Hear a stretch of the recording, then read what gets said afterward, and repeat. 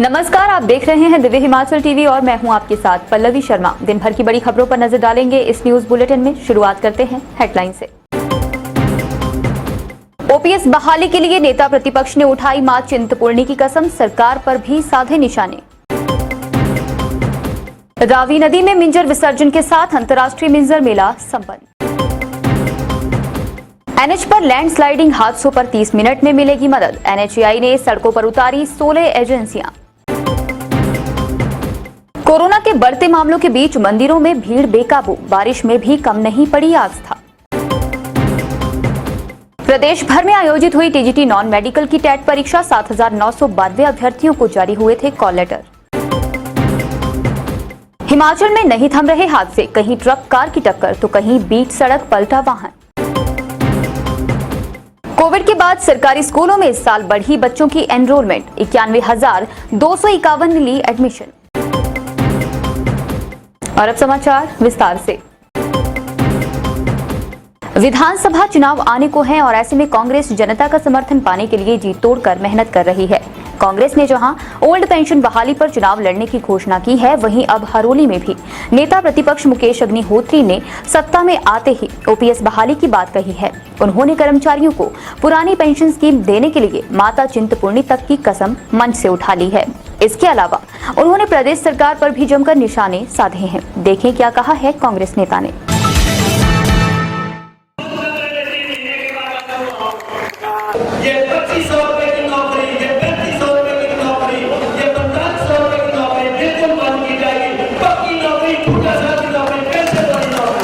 रविवार को हरोली युवा कांग्रेस द्वारा आयोजित की गई युवा आक्रोश रैली में नेता प्रतिपक्ष मुकेश अग्निहोत्री ने बतौर मुख्य अतिथि शिरकत करते हुए घोषणाओं की झड़ी लगा दी और वहीं उन्होंने कर्मचारियों को पुरानी पेंशन स्कीम देने के लिए माता चिंतपूर्णी तक की कसम मंच से उठा ली। युवा कांग्रेस की आक्रोश रैली में हरोली विधानसभा क्षेत्र से कांग्रेस कार्यकर्ताओं का अथाह सैलाब उमड़ पड़ा। मुकेश अग्निहोत्री ने मंच से घोषणाओं का पिटारा खोलते हुए कांग्रेस को सत्ता में लाने का आह्वान भी किया। इस मौके पर नेता प्रतिपक्ष ने मुख्यमंत्री जयराम ठाकुर को निशाने पर लेते हुए कहा कि मुख्यमंत्री उन्हें बंद कमरे में बैठकर बोलने वाला नेता बताते हैं, लेकिन 90 दिन के बाद खुद जयराम ठाकुर बंद कमरे में बैठकर रोएंगे।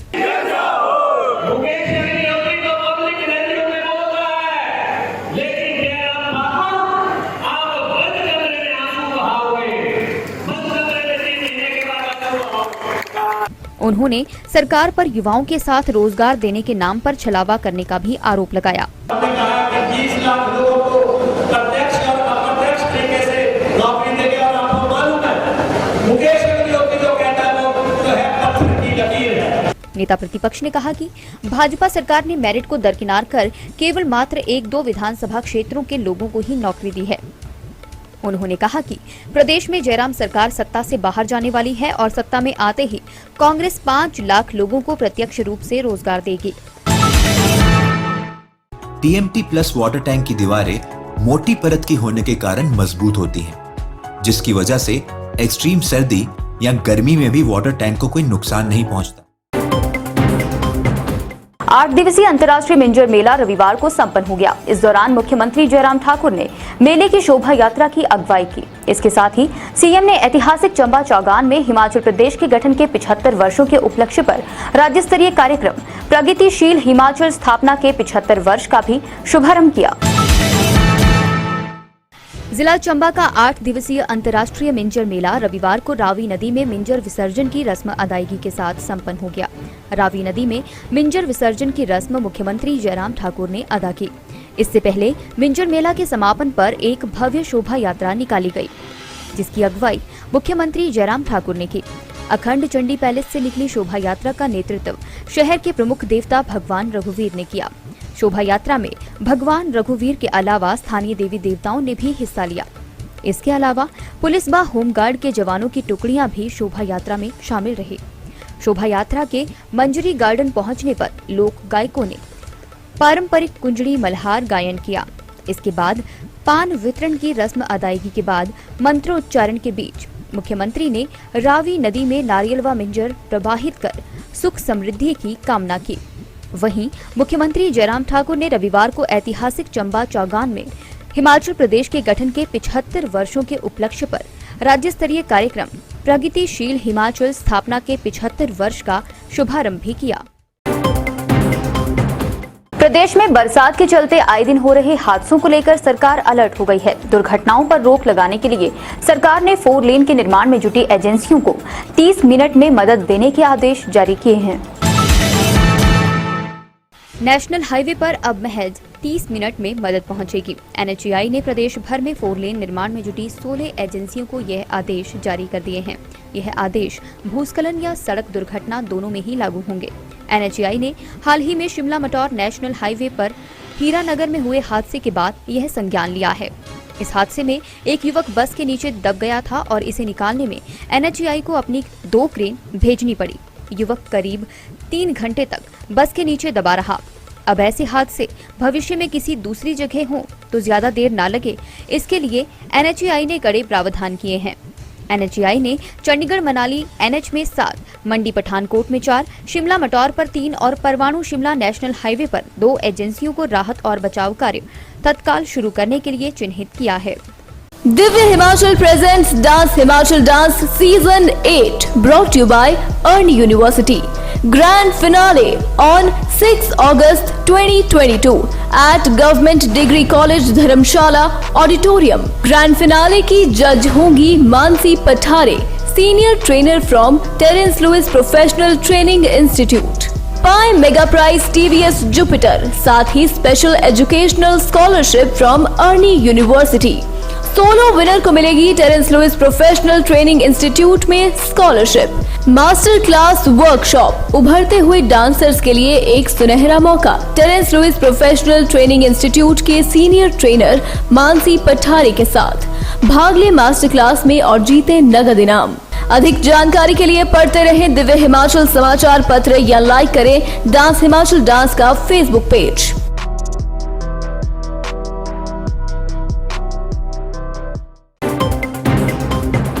प्रदेश में बढ़ते कोरोना मामलों और बारिश से हो रहे हादसों से बेफिक्र श्रद्धालुओं की आस्था कम होने का नाम नहीं ले रही है। श्रावण अष्टमी नवरात्रों के तीसरे दिन प्रदेश के शक्तिपीठों में आस्था का सैलाब उमड़ा। लोग भारी बारिश के बीच भी कतारों में लगे नजर आए। हिमाचल प्रदेश के विश्व विख्यात शक्तिपीठ श्री नैना देवी में श्रावण अष्टमी नवरात्र के तीसरे दिन गत रात से ही भारी संख्या में श्रद्धालु माता के दर्शनों के लिए पहुंच रहे थे। लंबी लंबी कतारों में श्रद्धालु माता के दर्शनों के लिए जा रहे थे। भीड़ पर नियंत्रण करने में सुरक्षा कर्मी अहम भूमिका निभा रहे थे। वहीं विश्व विख्यात शक्तिपीठ मंदिर माता चिंतपूर्णी के दरबार में श्रावण मेला के तीसरे दिन श्रद्धा का सैलाब देखने को मिला। रविवार होने के कारण माता जी के दर्शन के लिए भारी संख्या में श्रद्धालु माता जी के दरबार में पहुंचे। मंदिर के कपाट रात 12:30 बजे से ही दर्शनों के लिए खोल दिए गए थे। दर्शनों के लिए श्रद्धालुओं की लंबी लंबी कतारें रात 1 बजे के बाद ही पुराना बस स्टैंड को पार कर गई थी। हिमाचल प्रदेश स्कूल शिक्षा बोर्ड द्वारा TGT नॉन मेडिकल टेट की लिखित परीक्षा रविवार को प्रदेश भर के 76 परीक्षा केंद्रों में आयोजित हुई। परीक्षा के लिए 7,992 अभ्यर्थियों को कॉल लेटर जारी किए गए थे। कोरोना के बढ़ते मामलों के मद्देनजर कोरोना प्रोटोकॉल का भी पूरा ख्याल रखा गया। हिमाचल प्रदेश स्कूल शिक्षा बोर्ड द्वारा TGT नॉन मेडिकल टेट की लिखित परीक्षा रविवार को प्रदेश के 76 केंद्रों में आयोजित हुई। परीक्षा के लिए 7,992 अभ्यर्थियों को कॉल लेटर जारी किए गए थे। अगर हमीरपुर जिला मुख्यालय स्थित राजकीय वरिष्ठ माध्यमिक पाठशाला बाल हमीरपुर की बात की जाए तो यहां पर सुबह के सत्र में TGT नॉन मेडिकल टेट परीक्षा को लेकर 197 अभ्यर्थियों को कॉल लेटर जारी हुए थे, जिसमें से 179 अभ्यर्थियों ने परीक्षा में भाग लिया, जबकि 18 अभ्यर्थी अनुपस्थित पाए गए।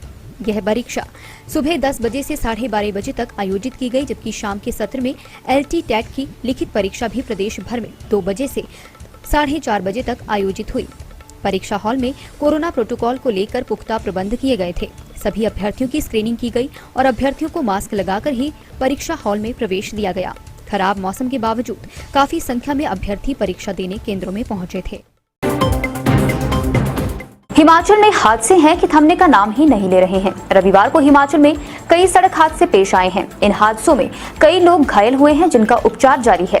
अलग अलग जगहों पर हुए इन हादसों में मुख्यतः कारण ओवर स्पीड ही माना जा रहा है। इन हादसों में कहीं ट्रक और कार की टक्कर हो गई तो कहीं बीच सड़क वाहन पलट गया, कहीं ओवरटेक करने के चक्कर में बस पेड़ से जा टकराई। विस्तार से देखिए ये खबर। हिमाचल में रविवार को पेश आए सड़क हादसों में सबसे पहला मामला संतोषगढ़ नंगल रोड का है, जहां बटलों के कारखाने के समीप ओवरटेक करते हुए हरियाणा रोडवेज की बस पेड़ से जा टकराई। ये बस ऊना की तरफ जा रही थी। एक और मामले में रविवार सुबह चंडीगढ़ मनाली नेशनल हाईवे 21 पर सुंदरनगर बस स्टैंड के बाहर एक कार और ट्रक के बीच टक्कर हो गई। गनीमत रही हादसे में किसी को कोई चोट नहीं आई है। इस हादसे में कुछ क्षण के लिए नेशनल हाईवे पर जाम की स्थिति पैदा हो गई, जिससे वाहन चालकों को काफी दिक्कतों का सामना करना पड़ा। उधर ऊना के साथ लगते गांव पनूह में रविवार सुबह एक गाड़ी पलट गई। इस गाड़ी में एक परिवार बैठा था। यह परिवार कांगड़ा से चंडीगढ़ के लिए जा रहा था। हादसा तेज रफ्तार के कारण पेश आया। लोगों की मदद से घायलों को अस्पताल पहुंचाया गया। एक अन्य मामले में उपमंडल पालमपुर के अंतर्गत जिया देहल सड़क पर एक गाड़ी बनेर खड्ड में जा गिरी। गाड़ी में 4 लोग सवार थे जो घायल हुए हैं। सभी घायलों को टांडा मेडिकल कॉलेज पहुंचाया गया है। चारों घायल पटियार जिला कांगड़ा के बताए जा रहे हैं। इसके अलावा कुमारहट्टी में ट्रक ने राहगीर को टक्कर मारी, जिसकी वीडियो सोशल मीडिया पर खूब वायरल हो रही है। प्रदेश के सरकारी स्कूलों में कोरोना महामारी के बाद छात्रों की संख्या में बढ़ोतरी हुई है। ऐसे में अगर पिछले साल के आंकड़ों के बारे में बात की जाए तो पहले 79,195 थे, जबकि इस साल 91,251 ने नई एडमिशन ली है। प्रदेश के सरकारी स्कूलों में इस साल छात्रों की एनरोलमेंट पिछले वर्ष के मुकाबले बढ़ी है। कक्षा 9वीं से जमा 2 तक के आंकड़ों की बात की जाए तो कक्षा में छात्रों की संख्या में बढ़ोतरी हुई है। भले ही बीते साल कोविड के चलते बच्चों की पढ़ाई ऑनलाइन हुई, लेकिन एनरोलमेंट से इस बात का अंदाजा लगाया जा सकता है कि सरकारी स्कूलों में ऑनलाइन पढ़ाई ने कोविड में भी बच्चों की पढ़ाई को बाधित नहीं होने दिया। स्कूलों में कोविड के कठिन समय में भी हर घर पाठशाला जैसे कार्यक्रम चलाकर ऑनलाइन स्टडी को जारी रखा गया। और तो और इस साल टर्म सिस्टम के तहत भी बोर्ड कक्षाओं का रिजल्ट काफी सराहनीय रहा है। ऐसे में अब सरकारी स्कूलों में धीरे धीरे बच्चों का ग्राफ बढ़ने लगा है। राष्ट्रीय शिक्षा नीति के तहत स्कूलों में आने वाले समय में कई तरह के बदलाव देखने को मिलेंगे। चलते चलते में कुछ और बड़ी खबरें। शिंकुला पास में ताजा बर्फबारी से तापमान में गिरावट। मियाड़ घाटी में बाढ़ में फंसा कैबिनेट मंत्री डॉक्टर रामलाल मार्कंडेय का काफिला।